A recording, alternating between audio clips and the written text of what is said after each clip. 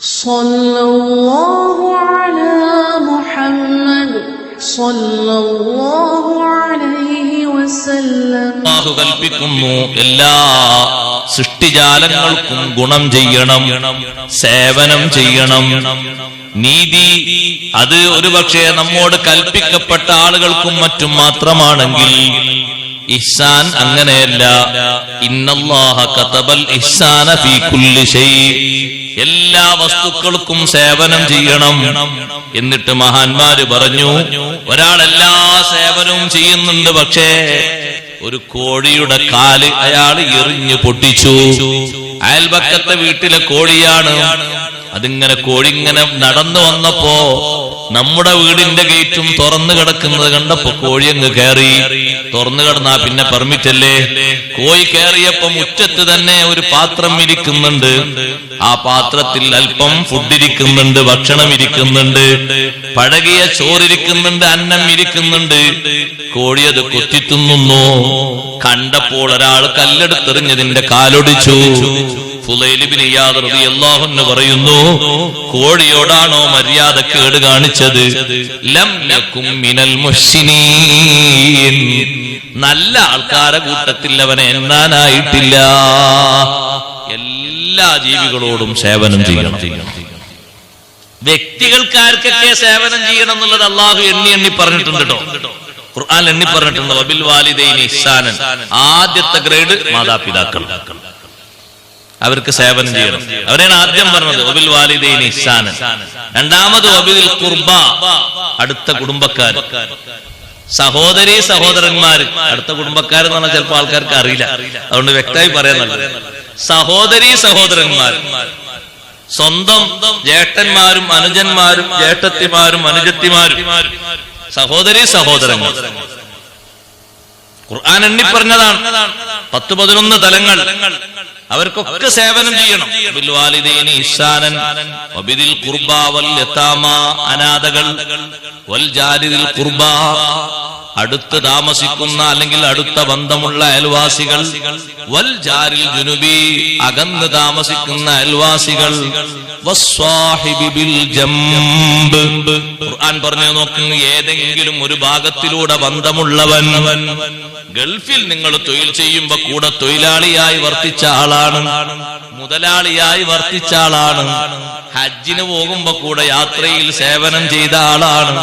ഏതെങ്കിലും ഒരു ഭാഗത്തിലൂടെ സൗഹൃദം പുലർത്തിയ ആള്, അയാൾക്കും സേവനം ചെയ്യണം.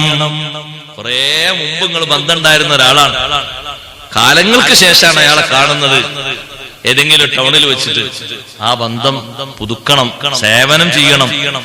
ബന്ധം പുതുക്കി സേവനം ചെയ്യണം, പഴയ ആ ബന്ധത്തിന്റെ പേരിൽ. വസ്വാഹിബി ബിൽ ജംബി, തൊഴിൽ ബന്ധമോ യാത്രാ ബന്ധമോ പഠന ബന്ധമോ അങ്ങനൊക്കെ പറയില്ലല്ലോ, ഒപ്പം പഠിച്ച ആളാണെന്നൊക്കെ പറയില്ലേ.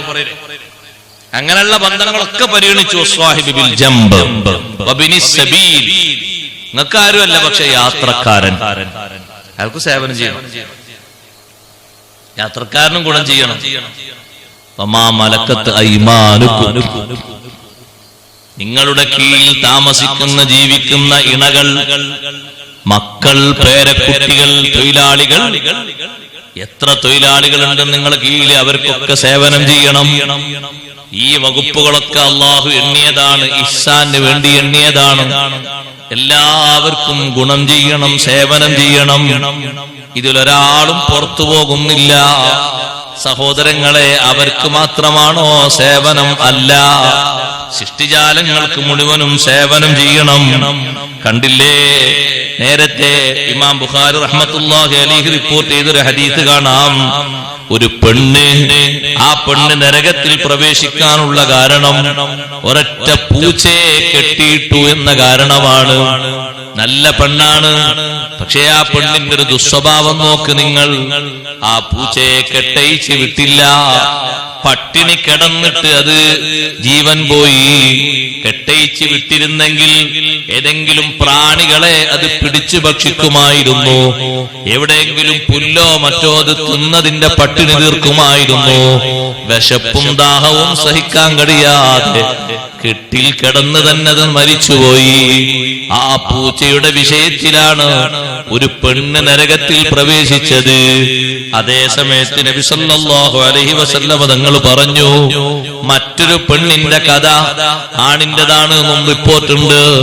അതേ, ദാഹിച്ച് അവശനായി വരുന്ന നായക്ക് തന്റെ ഹുഫ് അയച്ച് ആ ഹുഫ് കിണറ്റിലേക്ക് ഇറങ്ങിയതിൽ വെള്ളം മുക്കിക്കൊടുത്ത് ദാഹം മാറ്റിയപ്പോൾ മോശ ജീവിതം നയിച്ച മനുഷ്യന്റെ പാപക്കറകൾ അല്ലാഹു മാപ്പാക്കി കൊടുത്തു. ആ ഒരു സേവനം കൊണ്ട് സേവനം ചെയ്യണം. ജീവികൾക്കും വേണം സേവനം, എല്ലാ സൃഷ്ടിജാലങ്ങൾക്കും സേവനം ചെയ്യണം.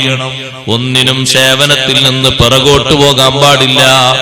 മഹാന്മാരായ പണ്ഡിതന്മാരിൽ പലരും അങ്ങനെ ജീവിച്ചവരാണ്.